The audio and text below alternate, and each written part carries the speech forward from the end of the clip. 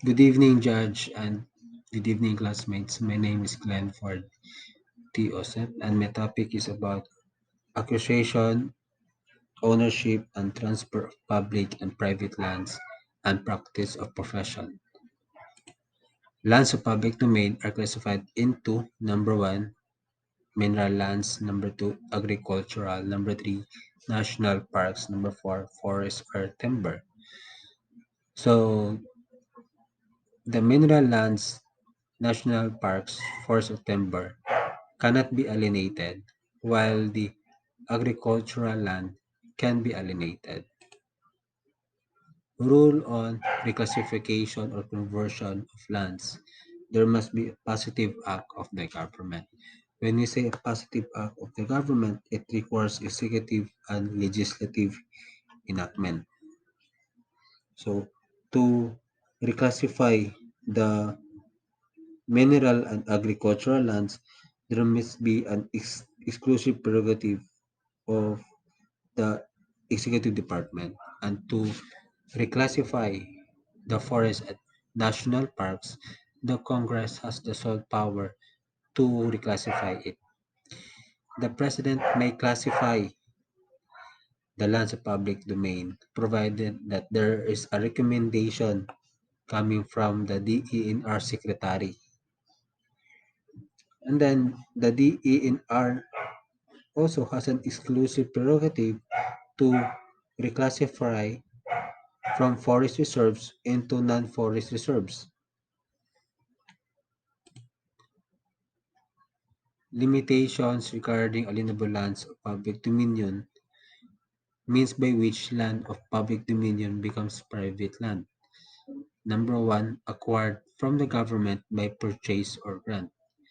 Number two, uninterrupted possession by the occupant and his predecessor in interest since time immemorial.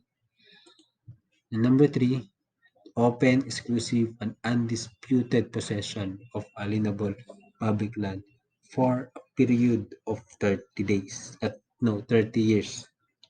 So in this number three, it is upon completion of the requisite period, the land becomes private property, subsidiary without need of any judicial or other sanction. And then possession since time immemorial leads to the presumption that the land was never part of public domain.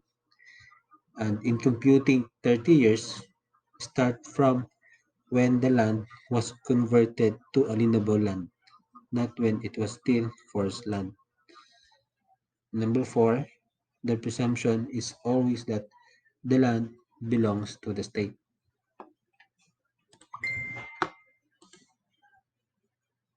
Private corporation. So in the private corporations, they can only hold alienable lands of public domain by lease, and it cannot exceed 25 years, renewable for not more than 25 years.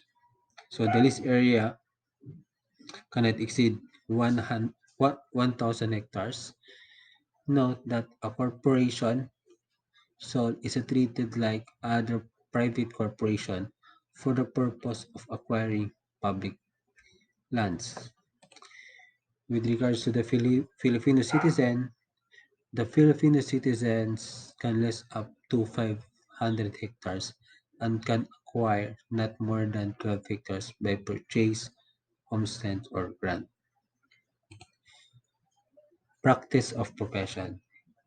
Practice of profession of all profession in the Philippines shall be limited to Filipino citizens, save in cases prescribed by law.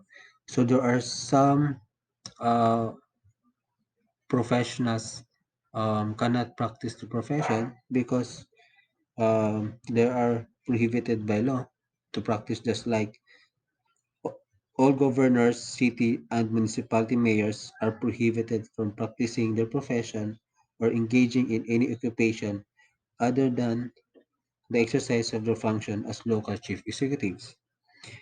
Number two, the Sangguniang members may practice their professions, engage in any occupation, or teach in a school, except during the session hours. Then the doctors of medicine may practice their profession even during official hours of work, only on occasions of emergency, provided that the officials concerned do not derive monetary compensation therefrom. They are also from the government employees that can practice the profession, just like a civil service officer or employee whose responsibilities do not require his time to be fully at the disposal of the government, can engage in the private practice of law only with the written profession, I know, only with the written permission of the head of the department concerned. So that's all from my report, and thank you.